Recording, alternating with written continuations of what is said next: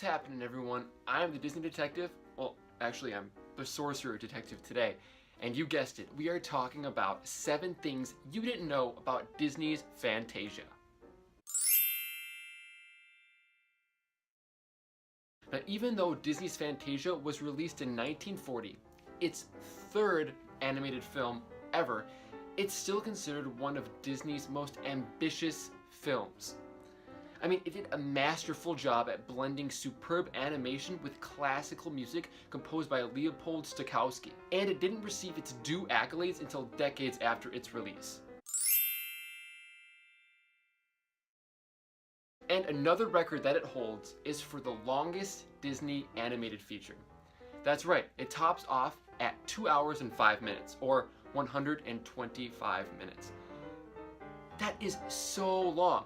And imagine that guests wait for that much and even longer for rides at Walt Disney World and Disneyland, like Avatar's Flight of Passage, the Seven Dwarfs Mine Ride, and Slinky Dog Dash. Now, most people know that Mickey is the Sorcerer's Apprentice, but do you know the Sorcerer's real name?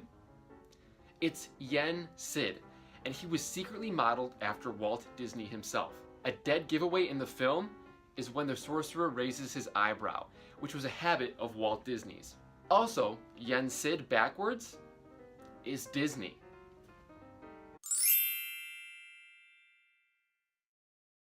In addition, with working with one of the most famous American composers of that time, Walt Disney also worked with Salvador Dali, the surrealist painter most famous for his masterpiece, The Persistence of Memory. Now, Dali actually did some artwork for the film, but unfortunately it never made it into the final cut of Fantasia.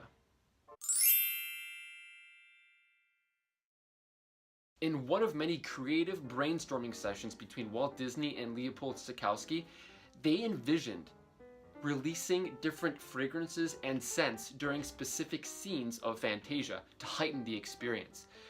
Now, the only reason why Walt Disney ultimately vetoed that idea was because he couldn't figure out how to completely clear the theater of one scent before another scent was released. Eventually, that came true in Walt Disney World's ride, PhilharMagic. You know, when Donald actually steals the sorcerer's hat and he controls not only the orchestra but goes into all different Disney films. There, they released fragrances, and it worked like a charm. Fred Moore, who was a character designer at the Walt Disney Company, was in charge of making Mickey a touch more modern. He spruced him up by adding eyes and eyelids to the classic mouse, and some other features as well.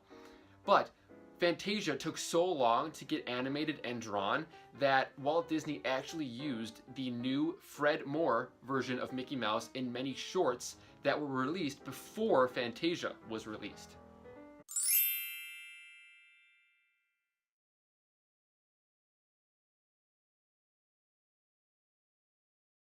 Disney loved the concept of Fantasia so much that he originally planned on re-releasing Fantasia every year after 1940, but they would add different musical arrangements to the movie. Now, that's a pretty cool idea, but it ultimately was too overambitious, even for Walt Disney himself. But in 1999, decades after its 1940 release, the Walt Disney Company did re-release it and restored it, titling it Fantasia 2000.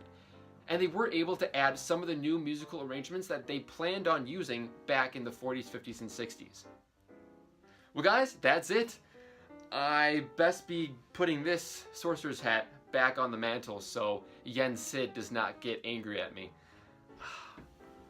Well, thank you again for watching the secret facts of Walt Disney animated features. Hopefully you enjoyed it. Do not forget to like, comment, and subscribe to this video and my channel, your magical source on everything Disney, the Disney Detective.